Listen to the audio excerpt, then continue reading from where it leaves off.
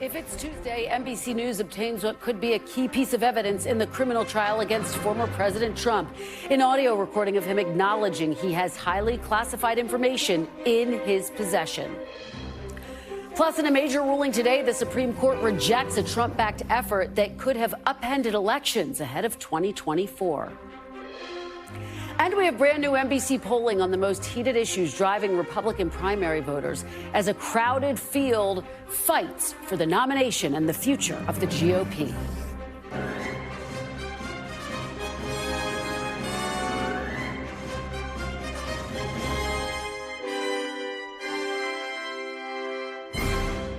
Welcome to Meet the Press Now. I'm Kristen Welker in Washington as former President Trump hits the campaign and lashes out at federal prosecutors after a damning audio recording surfaced of him knowingly discussing classified documents at his New Jersey golf club after leaving office.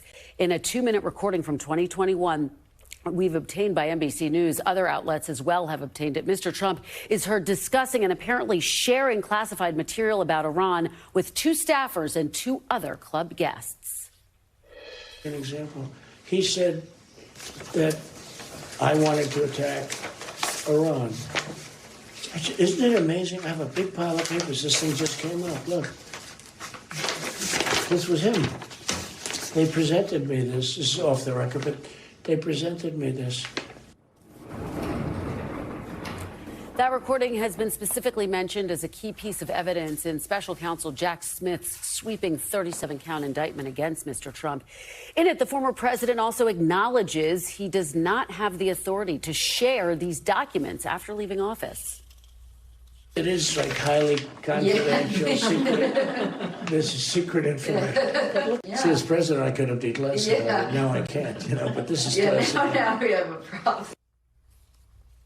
Now, this recording contradicts claims Mr. Trump made in an interview last week with Fox News that he was referring to public newspaper stories and articles in that meeting. According to Fox News Digital, in an interview today, the former president did not outright deny having a classified document, but also said that what he told Fox last week was, quote, absolutely fine. And today, while campaigning in New Hampshire, the former president didn't specifically mention the recording, but he doubled down on claims the Justice Department has been unfairly weaponized against him. He also told supporters today that his legal problems are going to help him politically. There could be others coming, like for a perfect phone call. Numbers will keep going up. I don't think a thing like that's ever happened before. And this has never happened before. Weaponization like this never happened before. This is the continuation of the greatest witch hunt of all time. That's all it is. Joining me now is NBC News Justice correspondent Ryan Riley. NBC's Von Hilliard is in New Hampshire with the former president. Also with me, Joyce Vance, former U.S. attorney and an NBC News legal analyst. Thanks to all of you for being here. Ryan, I want to start with you. Talk about the significance of the tape, and you've got some additional context here that helps us understand exactly what's in it. Yeah, I mean, I think just hearing the former president speak about it in that nature is pretty striking. And it really speaks to the sort of the casual nature at which he was handling these classified documents. It was almost sort of like, oh, look at this. I've got this right here. And I think that that's something that when presented with jurors could give them broader context about Donald Trump's entire process, not only towards this specific document, but towards classified documents in general. And also goes to his state of mind in terms of knowing that he wasn't able anymore to declassify documents as a former president. So it also, there's an acknowledgement essentially in there that what I'm doing, is it right, or is it, ooh, can we get away with this sort of nature of it when he's referencing the other people who are doing there. And the aide even seems to suggest that maybe this isn't on the up and up. Right. Are we hearing from the special counsel at all today about this? They've declined to comment on this. And, I think basically we can sort of read the tea leaves a little bit about where this came from. Remember, a lot of people had access to this document. And remember, it's pretty self-serving for the Trump campaign to come out and say, oh, look at these leaks, look at these leaks. Everything we know about the special counsel investigation is they've really been playing this by the book. They've spoken through their court documents. And I think even if you just look at the bylines on the stories that frankly come out of these things, you can see indications. You're not getting these sort of stories from Justice Department beat reporters from myself in terms of obtaining that audio. It's usually coming from people who are more familiar with Trump world. And we're getting some broader context about the classified documents case overall. What are you learning? The classified documents case overall, we have the aide to the former president who is supposed to appear today. There was apparently some bad weather last night involving flights out of Newark, so he wasn't wasn't able to get down to Miami, where he's supposed to make a court appearance. So that has been kicked back by a couple of weeks, which delays the start of any potential proceedings thus going forward, because it sort of puts a stop on that speedy trial time clock in terms of when you actually need to go to trial going forward. Yeah, well, we'll continue to watch that. That's a sort of fascinating piece of this as well.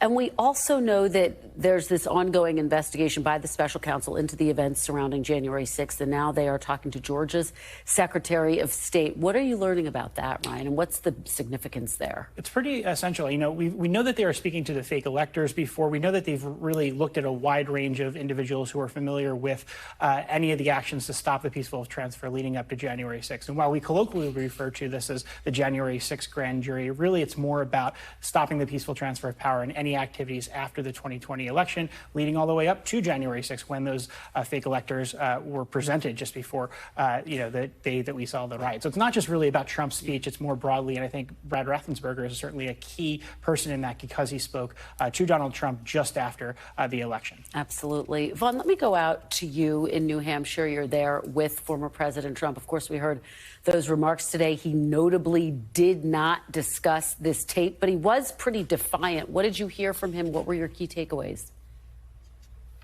Right after a year, Kristen, of hearing Donald Trump in his defiance and his myriad of wavering, of excuses or explanations or defenses of what happened, why the documents were there, whether they were planted, whether he had actually classified them or not. Suddenly, the revealing of that audio last night was notable because it directly undercut his own words from just 1 week ago. And that's where Donald Trump, actually in just the last hour, Fox just posted a new interview with Donald Trump online. And unlike in his Bret Baier interview last week, in which he said that there was no such Iran document that was, he, in his own recording, alluded to, but in this new interview with Fox, this is the quote: "I had a whole desk full of lots of papers, mostly newspaper articles, copies of magazines. That mostly does a lot of talking." Of course, the question is, what do prosecutors have in their possession here? But from the stage today, you didn't hear him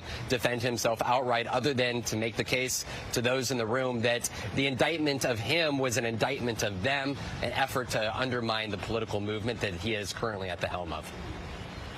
Politically speaking, he's making the case that this only emboldens him. We've seen that actually play out in the polls. What are you hearing when you talk to voters and frankly inside Trump world as well? Are they concerned that more indictments actually might start to chip away at his support around the edges?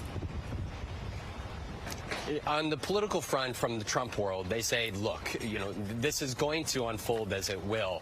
As for right now, they are controlling the political conversation because it's putting Ron DeSantis and the other on their heels, having to choose whether to defend Donald Trump, who is still a popular figure in this Republican Party, or step away from him, and he will then go on the attack against him. But talking to the voters here, there were some that, parrot or echo Donald Trump's own defenses about having declassified everything before he left the White House, which is not true.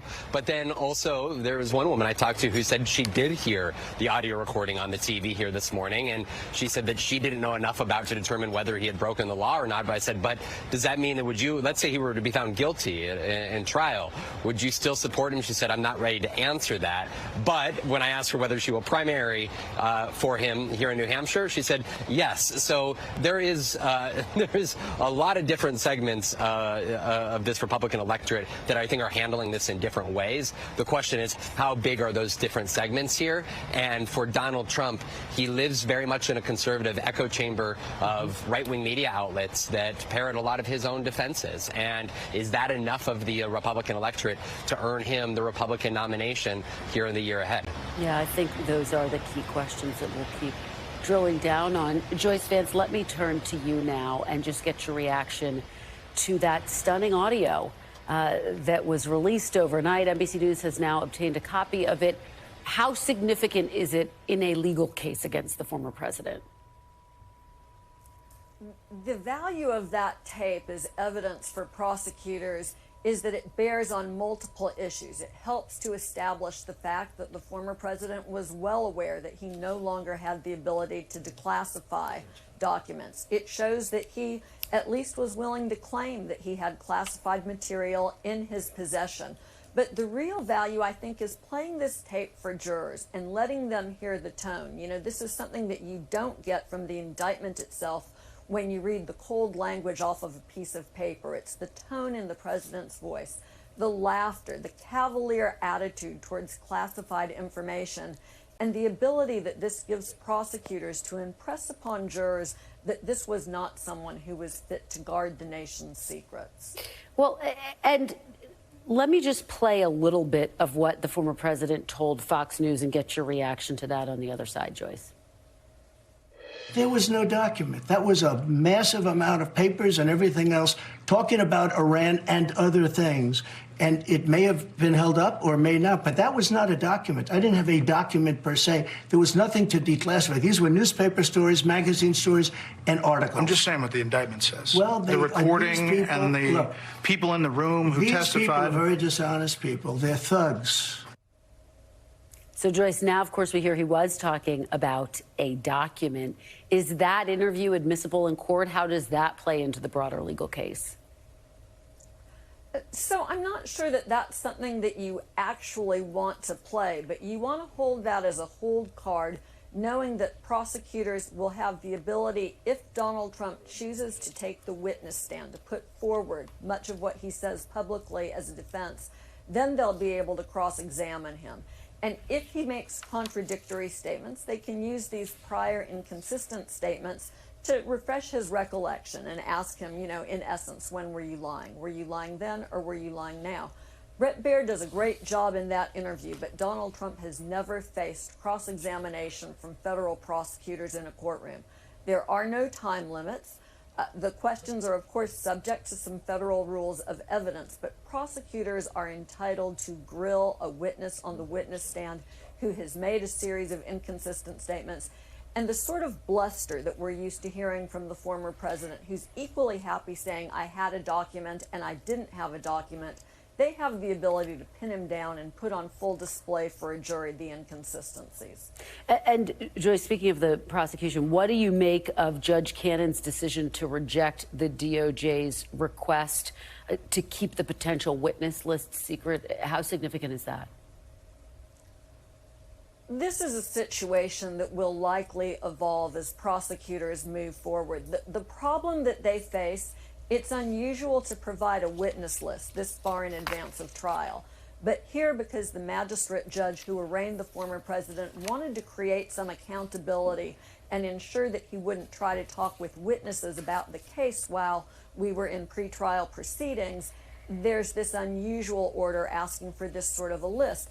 Judge Cannon, I think, wanted to avoid having the appearance that she wasn't being transparent, but prosecutors need to retain this list in a secret fashion, in a sealed fashion in court because of the former president and his supporters' history of harassing witnesses, harassing people who are known to be, you know, against the former president, which is how they will classify it. So prosecutors need to protect their record. They need to have this document as a part of the record in court in case they need down the road to refer back to who Donald Trump was not allowed to talk about the case with. And they also need to protect their witnesses. I think we'll see another motion from them seeking to do just that. All right, Joyce Vance, thank you for your great information and powering through a little bit of audio issues that we were having there. Really appreciate it. And Vaughn Hilliard and Ryan Riley, thank you so much. Before that, we want to turn now to how the rest of the field is handling Trump following a speech in Washington, D.C. today meant to highlight her foreign policy bona fides.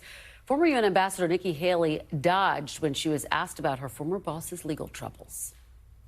In terms of the recording that's happened, we're going to let the courts play that out and do whatever. I have long said anybody that wants to run for president can run for president. I think that's for the people to decide. NBC's Ali Vitale was at that Nikki Haley campaign event in D.C., and she joins me now on set with more. Ali, it's good to have you here in person. It's nice when the campaign trail comes home. The campaign trail, exactly. Talk about what we're hearing from Nikki Haley, because she has been very careful in talking about the former president's legal problems, but she did sharpen her language today on foreign policy. Tell us about it. Yeah, she's willing to contrast with him, if not attacking him on the classified documents and the newly released audio. audio, or rather obtained audio, she's contrasting with him on China, at least for now. This was a foreign policy-focused speech. We're starting to see this pattern emerge, frankly, with the Haley campaign trying to use these sorts of more formal policy speeches as a chance for her to get into the news cycle and really show her credentials, especially when it comes to China and the world stage. That's where she chose to make a contrast with the former president. I'll play a little bit of that for you now. Watch. Trump did too little about the rest of the Chinese threat. He did not put us on a stronger military foothold in Asia. He did not stop the flow of American technology and investment into the Chinese military. He did not effectively rally our allies against the Chinese threat. He also showed moral weakness. In his zeal to befriend President Xi, Trump congratulated the Communist Party on its 70th anniversary of conquering China. That sent a wrong message to the world. So look, Haley there clearly making an argument about the way that the former president went about his relationships with people like Xi. You could frankly say the same thing for people like Kim Jong-un and the praise that he's heaped upon Putin. That wasn't the point of discussion today, but at the same time, if she's willing to criticize one, you got to imagine she's really willing to criticize more. And at least it's the first time we've seen her be so explicit. Yeah, I mean, the term moral weakness is pretty strong. Yeah. Chris Christie would likely argue that, look, he's the one who's kind of out there really taking the sharpest shots. Yeah. Ali, based on your reporting, are you getting a sense that Nikki Haley, that some of these other candidates are going to start to sharpen their tone heading into the debate and on that first debate stage in August? I think maybe selectively. Look, we've seen Pence start to sharpen it when it comes to January 6th and the election. We're watching Nikki Haley now do this on the foreign front. We're watching Chris Christie make it sort of the centerpiece of his entire campaign. I mean, I was at Faith and Freedom at the end of last week. He didn't speak to most of the issues that people there were talking to. Supreme Court, the choosing of justices, abortion. Instead, he focused on character broadly, received some boos for it. But I got to tell you, I was at the back of that room, and there were one or two voices who, even amid the boos, were saying you're right. So there is an audience that Christie's speaking to. The question is how big that audience is. And frankly, the rest of the field, when they get on that debate stage, is it enough for each of them to poke at the former president on just the one issue that they've selected? Or are they going to have to make a broader contrast? I would argue it's the latter, but that remains to be seen. Yeah, a lot of political analysts agree with you on that final point. Ali Vitale, great reporting as always. Thanks, great to see you. Thank you. Coming up, how today's Supreme Court ruling in a case about North Carolina gerrymandering has dealt a blow to election deniers ahead of 2024. We'll explain. Plus, on the issues, new NBC News polling reveals how far Republican voters want their presidential candidates to go as Donald Trump leads the field. You're watching Meet the Press now.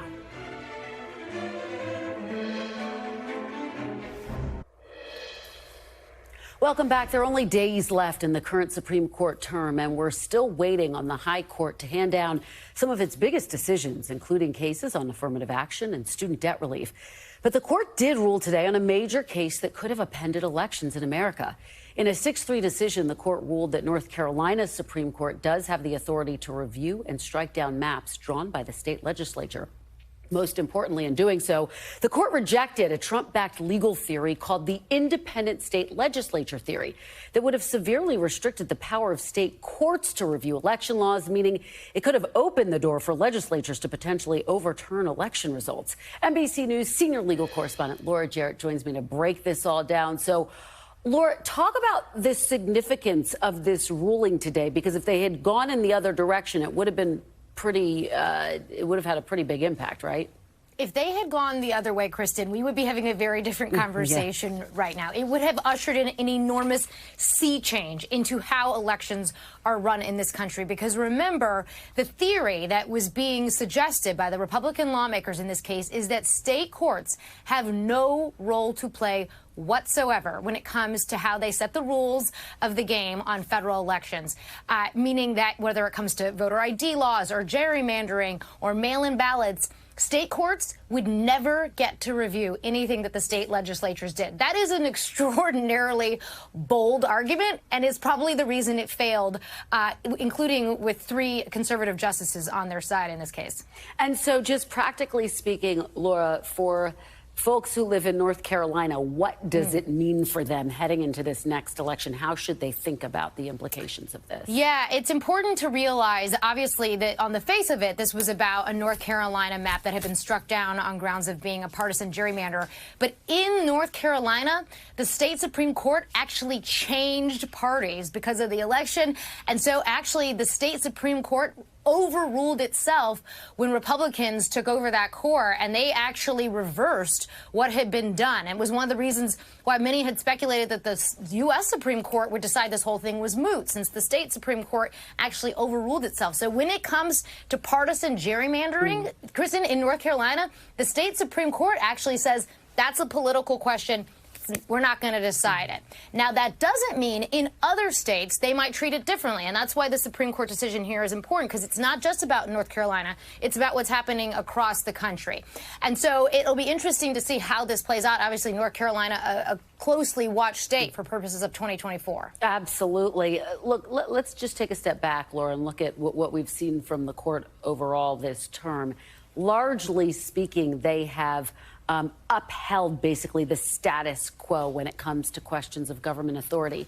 But we're obviously waiting for some really big decisions to come in on affirmative action, on student loan debt relief. Can we make conclusions based on what we've seen so far? I don't know that we would want to sort of suggest that just because they've kind of upheld the status quo just far on some of these really important voting rights cases, that they're going to do the same when it comes to the president's authority on student loans and when it comes to affirmative action. The conservatives on this court have been long opposed to affirmative action. And the only reason that things are different now, arguably, is because the court is different. For decades, they have upheld the use of affirmative action. And many have wondered, why did they take this case in the first place if they weren't going to make some sort of change? And so I think it's worth keeping an open mind about what they're going to do there. It's not to say that they won't. That's not to say that they won't uphold the plans that Harvard and North Carolina are using. But I think we can't necessarily predict it based off what they've done in these other cases. And Laura, just to follow up with you on that, I mean, you've been doing some really incredible reporting about how universities are watching and what they are bracing for. Talk to us a little bit about that, what you found in your interviews. Yeah, I don't think it's an overstatement to say they're freaking out right now, Kristen. And the reason why is because for these schools, especially the elite schools, right? We're talking about the Harvards and UNCs of the world.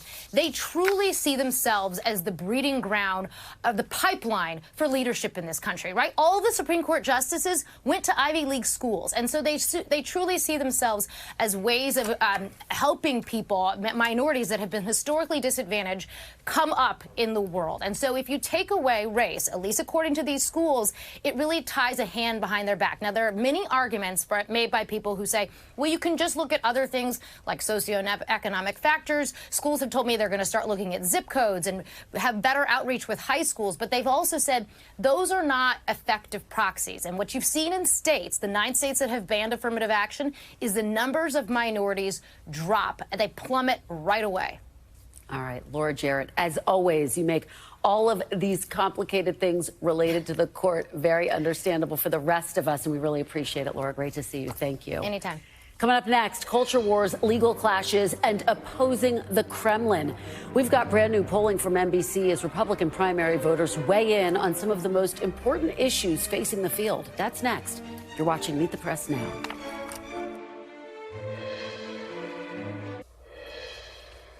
Welcome back. Turning to 2024 presidential politics, we've got brand new NBC poll numbers out this hour. Here's what we found.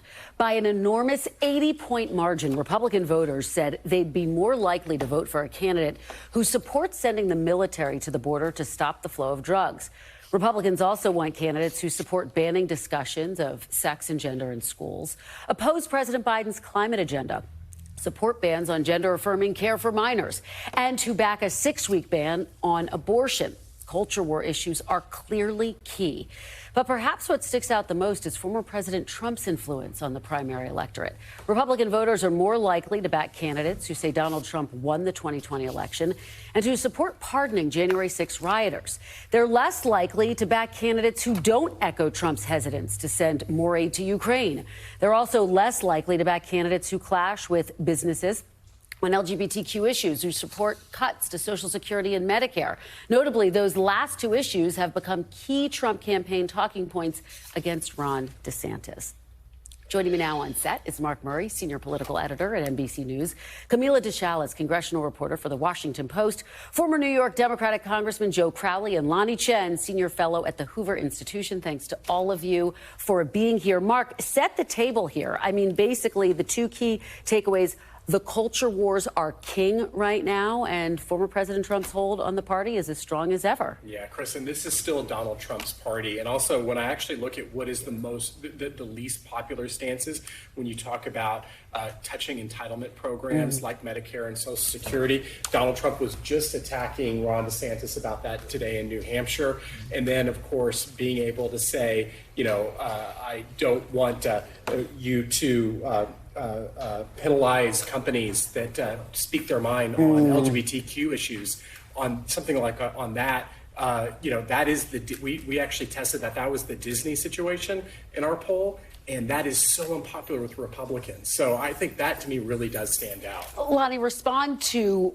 the findings in this poll, and they reinforce, I think, some of what we have known, some of what, as Mark says, we've seen play out on the campaign trail. The fact that Ron DeSantis is engaged in this war with Disney, for example. I mean, what are your takeaways when you look at these numbers? I think your assessment of the culture issues being predominant is absolutely true. Republican primary voters want a fighter. They want someone who they perceive as being a fighter. I would also say that I think what the Trump super PAC has done pretty effectively is to run that advertising on the Florida issue and on the other issues where they perceive potential weaknesses with DeSantis. I think some of that message on Social Security and Medicare, for example, is sticking. And so they're not deploying that much, but they're deploying enough, and they're obviously hitting a target in the sense that they're getting amplification in media as well. So I think that this demonstrates, I agree, Trump still has significant influence, and those cultural issues are much more significant than the economic issues have ever been. Camila, Democrats struggled to find their footing on the cultural issues and how to go after Republicans on that. I mean, when you look at these numbers, what do you see? I think I see twofold, and that being that for them to completely ignore that this is going to be something that Republicans are going to run on, but especially that it's going to be something that voters resonate with, I think that wouldn't be a wise decision. What you're going to see now is a lot of them recalibrating and seeing what is an effective messaging strategy to really convey what they would do on these issues. I mean, a lot of them are talking about the freedoms, talking about children education, how it infringes upon some of the book banning that you've seen play across the country. This is what you're going to see is how not only do they mobilize Democratic voters, but also try to kind of go across the aisle and talk to voters that may vote for Trump or DeSantis on these issues. Yeah. Joe, what do you think Democrats are going to take from these figures? I think they can look at Republicans as being victims of their own success in many ways. They have really energized their base. They have radicalized their base on many of these issues. And I don't think it fares well for them in the general election. How do you talk to independents on these issues when your base is so strident on them, especially I think, on the Disney piece of this? I've always said, putting Walt Disney aside and all his foibles and problems that he had, Disney is an American creation. It couldn't have been created anywhere else in the world, not in China, Russia, even Europe. It happened here. It's Americana. And it also speaks to the point of keeping government out of our lives. Isn't that the Republican mantra? Yet here you are trying to keep Disney out of their lives, or getting involved in shutting down business in your own state, one of the largest employers in your state. Yeah, Mark, Joe brings up independents. You have some interesting figures on independent voters, too. Yeah, and so the most popular issue, and the only one that ends up getting a majority support, and it's actually supported by independents and the overwhelming number of Republicans in this, is sending the military to stop the drugs at the border. And so, Congressman, I mean, you're exactly right. When you look, and we tested 11 different messages that are coming from the Republican campaign, the only one that had overall majority support was sending troops to the border. Everything else at the very beyond that, the best is kind of jump balls with independents and the general electorate. And you get some support on that of the White House for some of that aspect as well, in terms of troops to the border on drugs and possibly even immigration to some degree. But it does demonstrate the degree to which the Republican Party has shifted. You look at the Social Security and Medicare argument, you look at the argument on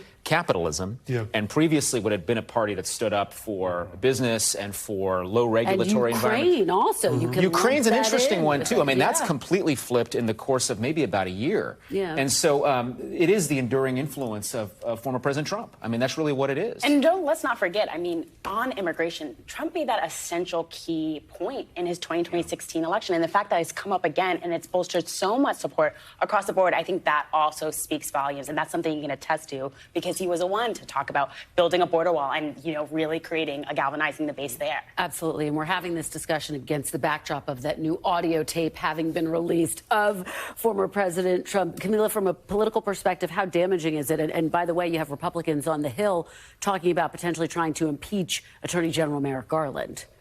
I mean, look, especially being on Capitol Hill and talking to Republican lawmakers to comment on Trump's use of classified documents, and a lot of them brought up Hillary Clinton saying, hey, this is the same thing. I think the biggest finding that you come just from the release of this audio is the fact that Trump said it time and time again that he did not have knowledge that he was holding these classified documents. Now you have audio where he does acknowledge that he had these classified documents in his possession. So now going back to Republicans, they're going to have to answer to that question. And I think a lot of them are kind of going around it to try to not answer that question about whether he had that. But whether that will really do a difference of making voters deter from voting from Trump, I just don't see that playing out. Certainly not yet. His poll numbers are only going up, as our latest poll showed, Mark, right? Yeah. And so, the entire situation on this federal indictment has been terrible news for the former president. And now we even have audio. And yes, you're exactly right. Among Republicans, they don't care about it at all. Our poll ended up having 77% of Republican primary voters saying, I have no concerns or only minor concerns about this indictment,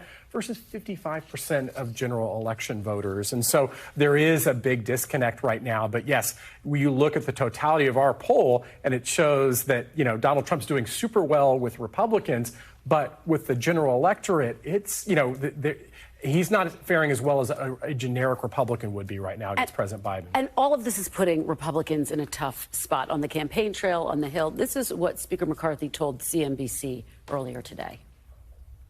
Trump's policies are better, straightforward than Biden's. It makes it complicated if he's got all these trials and all this stuff overhanging. It makes it complicated. It also helps him when. But do you think he could win an election? Could he win an election? Can he win that election? Yeah, he can. You think he can? The question is he the strongest to win the election? I don't know that answer. But can anybody beat Biden? Yeah, anybody can beat Biden. Can Biden beat other people? Yes, Biden can beat him. It's on any given day. Lonnie, he then walked those comments back, or at least he appeared to, in an interview with Breitbart, saying he's stronger now than he was back in 2016. But what do you make overall of what we're seeing from a McCarthy? I mean, it shows just how tricky terrain this is for all Republicans. Very tricky, very tricky. And that's why you see, you had it earlier with the Nikki Haley speech at AEI today, where the substance of her speech is Trump didn't do this and Trump didn't do that. But when asked about the elephant in the room, her answer was basically, well, I'm not a lawyer and the voters will decide. And, that's a fine posture to have. The reality is, though, at the end of the day, there is going to have to be some direct confrontation on this issue. And a couple of the candidates have done it already. But for someone to kind of be in the middle on this, I think it's just a tough place to be. It's like roadkill, right? You're in the middle of the road, and it's tough. Joe, pick up on that, and just the fact that you did have Nikki Haley accusing Trump of being morally weak on China, and yet will not touch his second indictment, or even his first, really, with a 10-foot pole to criticize him in the way that, like, a Chris Christie has, for example. I think audio tape has been around with Trump for a long time. We go back to the first campaign, what he said on that bus. And it's a similar type of scene here. It's audio tape. It's not even, you can't even visibly see it. But clearly, I think it's indictable. I think he's self-indicted here. I'm just a kid from Queens. But, I think anyone who listens to this and as this brews over time, I think you're going to see more and more people distancing themselves. And I think even, look, I hardly ever say I agree with Kevin McCarthy, but I agree with a lot of what he said just now. It's 17 months away. A lot's going to happen, and I think even Trump is going to fall here. Camila, what was so interesting about that comment by Speaker McCarthy is it was almost a moment where he was being candid. Now, again, in the follow-up interview, he tried to walk his comments back, but he said, I don't know if he's the strongest person in the general.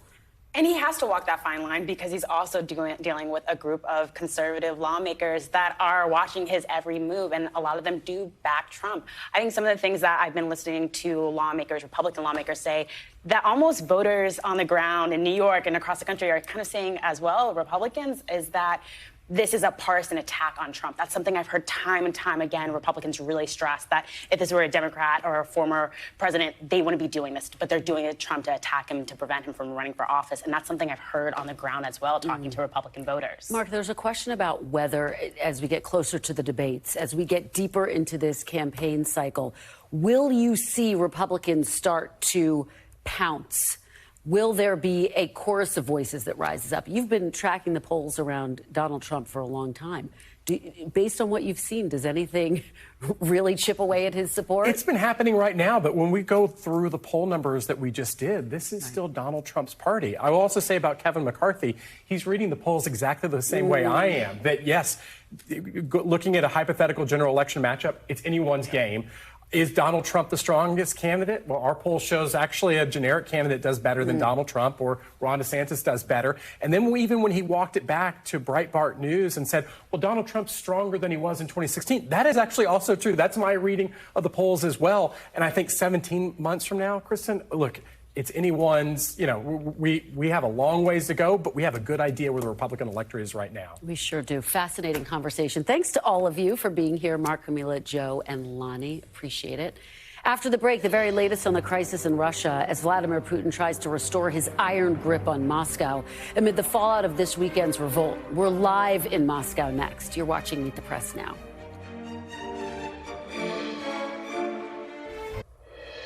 Welcome back. President Putin once again delivered public remarks today. The third time in just 4 days he's tried to address this weekend's short-lived mutiny of Russian mercenaries.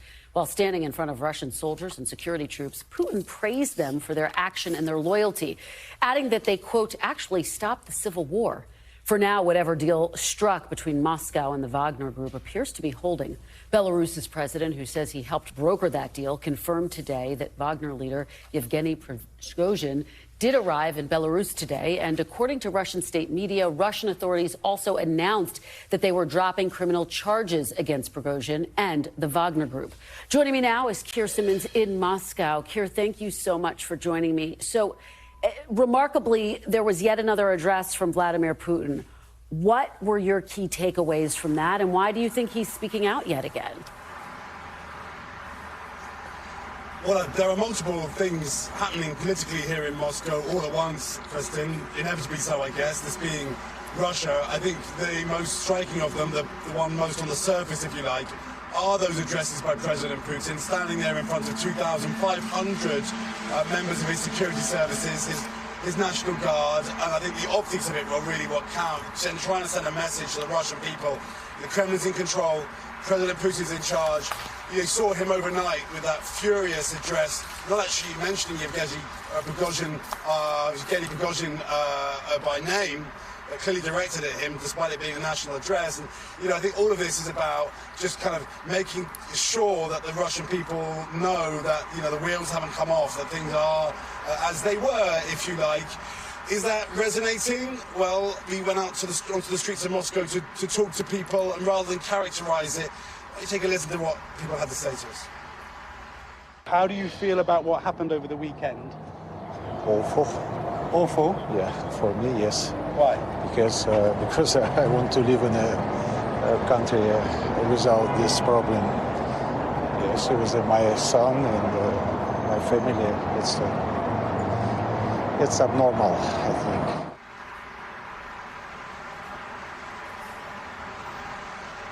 So make of that what you will. The reality is this country is 11 time zones, Kristen, and the polling that there is does suggest there is solid support for President Putin, and we'll see whether that shifts after what happened this weekend.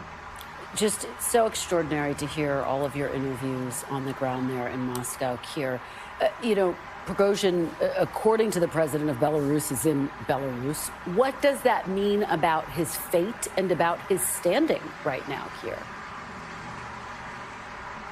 Well, I think from what we've heard from the president of Belarus, President Lukashenko, from President Putin, I think it gives us a picture, Kristen, and this is kind of digging below the surface, if you like, of what really happened. I think you could argue that less than a rebellion or an uprising, what we saw here in Russia, in fact, was the lid coming off, rivalries between people around President Putin and then others around him, like Lukashenko, trying to put the lid back on again. So we heard from President Lukashenko saying that he was trying to reach Prigozhin on Saturday, managed to get hold of him through the Deputy Defense Minister, spoke to him in expletive-laden conversations 2 or 3 times on the phone, finally managing to persuade him to back down.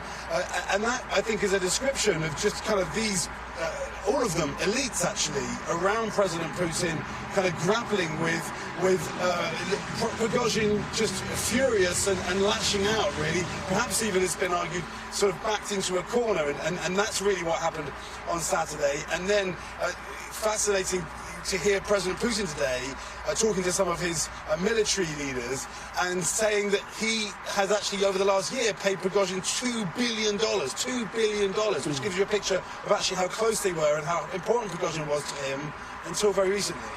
Just extraordinary and such fast-moving developments. Keir Simmons, thank you so much for joining us. We really appreciate it. Now I would like to bring in Andrew Weiss, Vice President for Studies at the Carnegie Endowment for International Peace, where he oversees research on Russia and Eurasia. He's also the author of the book, Accidental Tsar, The Life and Lies of Vladimir Putin. Thank you for joining me. Good to see you. Good to see you. What do you make of what the world has witnessed over the past several days in Russia? What is Vladimir Putin standing right now? So Vladimir Putin is the leader of Russia. He has had for 20 years or so this aura of being a czar-like figure, but his record is full of big errors and big tragedies, the biggest of which obviously is this criminal war in Ukraine. The war has gone very badly, but Russia is a country run by its intelligence services. People that Putin feels comfortable with are people in the intelligence world or the military world. And most of the people running this big apparatus hate each other. And that's what we saw on display this weekend. Are you surprised about what we saw on display? Because I think a lot of people were caught off guard. They weren't expecting this rebellion that was then aborted, if you will. But were you surprised? Because you are clearly someone who watches very closely. Well, let's go back to who Vladimir Putin is. Vladimir Putin was a mediocre officer in the Soviet KGB who topped out barely at the level of lieutenant colonel and then got catapulted to being the country's head of state, basically by accident, and then way outperformed and has had a remarkable run. But as he's grown, both on the world stage and within his powers within Russia, he has built an apparatus that doesn't serve him very well. And he tries to run it, in his terms, through manual control. And you see what happens when you run a war in the way the Russians are running this war. It's a disaster. The military has had, failure after failure. His only hope today is that he can outlast the Ukrainians and outlast their Western friends like the United States. We've done so much reporting on the internal divisions within Putin's inner circle. And I would imagine that at a moment like this, those divisions are only exacerbated. You referenced that, and then you hear that gentleman on the street who Keir interviewed who said, I think this is awful what's happening in my country. I don't want to live like this. I mean, does that raise questions about how long Putin can stay in power? They should, but they probably won't, tragically. That's because Russia's not a democracy. Vladimir Putin's not running for re-election.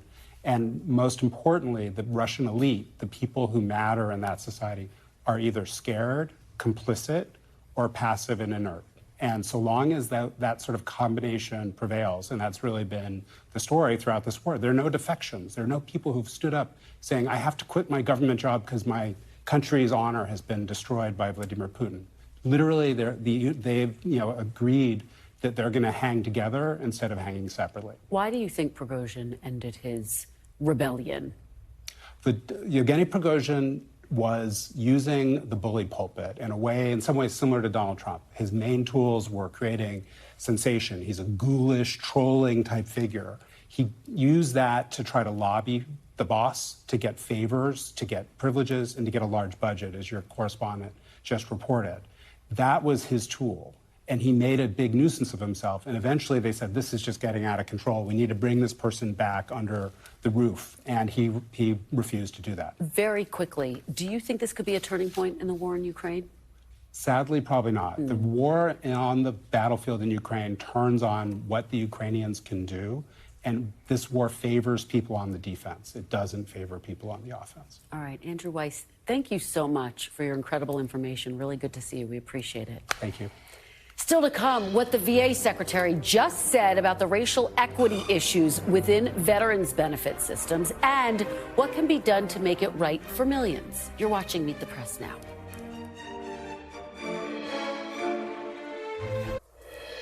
Welcome back. We've got new developments today on an important story we've been following here at Meet the Press Now. Veterans of color being denied VA benefits at a higher rate than their white counterparts. The Secretary of Veterans Affairs, Dennis McDonough, spoke to the press today for the first time since the department announced a new equity team tasked with investigating why some VA benefits distributed at different rates for different groups. Here's what the Secretary told our NBC's Lucy Bustamante about the need for the equity team. All this is new. It's demanded, I think, by both the president as well as our ongoing concern that we've talked about, Lucy, during the course of these engagements over the course of the last several months. And we'll stay on top of it until we can assure every veteran that they get the benefits and the care that they have earned. And by NBC News Philadelphia colleague Lucy Bustamante has been reporting on the fight for equity in VA benefits. She joins me now with exclusive reaction to the VA's announcement. Lucy, thank you for being here. Thank you for having us. It's good to see you. So what has the reaction been now that this equity group has been set up after some pressure from outside groups? Well, Kristen, a lot of people have been wondering who is going to be on this group. Is it going to be representative of the people that they need data for? So he announced Laureen Carson, who is a longtime employee of the VA. People seem to like her, the people that we interviewed that have worked at the VA in the past, and she's going to report to the newly confirmed Undersecretary of VBA, of the benefits section of the VA, Josh Jacobs. The idea, Kristen, is to get data and to reach out to the veterans that have been denied, veterans of color that have been denied their benefits due to race. And they're going to add LGBTQ. They're going to add other groups that right now they say aren't monitored. But there's still some skepticism about this because it's been said before that they're going to correct this. And we know that the VA has released some new data. What's in that data? What are you seeing? What's the significance? So we have been asking in a station collaboration project with Boston, San Fran, D.C., my station, your old station in Philadelphia. And we got some numbers finally from them on Friday, where actually through Courtney Cuby, right here it says PTSD and mental health. The rates for 2017 to 2023, you can see black vets 65% approval rate, white vets 75% for PTSD, mental health 69 compared to 75, and then finally all conditions a 4% disparity. But this is the story, Kristen, where the black veterans that we've interviewed have said, I suffer from PTSD, but they think I'm just not behaving, or they don't take my pain seriously, or they see it as some sort of defiant behavior. No, it's PTSD, and they need to take it seriously. So that's what they're trying to combat. And I know you've been talking to some of the veterans themselves, some of the advocacy groups. What are they all saying at this point? I'm sure that they don't feel as though enough has been done, but do they feel like these are important steps? Let me just give you an example here. Barbara Ward used to be the director for Center for Minority Veterans during the years that it almost got published. And remember, I brought you that 2017 data that showed you guys know you have a problem. Why haven't you acted on these numbers that you already have? So this is the first time they released numbers to us. That was a data leak. But just to show you, Philadelphia benefits, Kristen, black veterans 32% compared to white veterans when it comes to getting their PTSD claims denied. That is a big number for one of America's largest cities with a large veteran population. But this is what Barbara Ward had to say just about what she hopes doesn't happen again, which is try to reinvent the wheel. I just would like to know what is going to be different, because I think that's what the average minority veteran will ask. I mean, they're aware that there was a diversity and inclusion committee. They didn't see that it impacted them in a positive way. They're aware of the fact that their concerns had been raised for many, many years to Veterans Benefits Administration, and, you know, nothing substantive from their perspective was done. So she's afraid, Kristen, that this is going to be a repeat committee by a different name. I mean, it sounds like there's a trust issue here. Yes. I mean, what are people saying to you about that aspect of this? That, yes, they are seeing the VA take some steps, and yet they're not able to trust that it's going to have the impact that they want to see. You said it. Yes, ma'am. And here's the thing. Because there is that trust issue, Yale Center for Veterans Legal Services, the Black Veterans Project, they have filed a lawsuit that has gone back and forth. And they say, you know, on the front end, they sound like they really mean it this time, that they're going to put it in the right people. But then in court, the VA is trying to dismiss the case that is trying to make it right for all of these veterans of color that have been denied for generations. Yeah. So they're actually trying to make it a class action lawsuit dating back to World War II veterans. Lucy Bustamante, thank you for your great reporting. As always, thank you for joining us at this hour. Chuck will be back tomorrow with more Meet the Press Now. The news continues with Hallie Jackson right now. Thanks for watching our YouTube channel. Follow today's top stories and breaking news by downloading the NBC News app.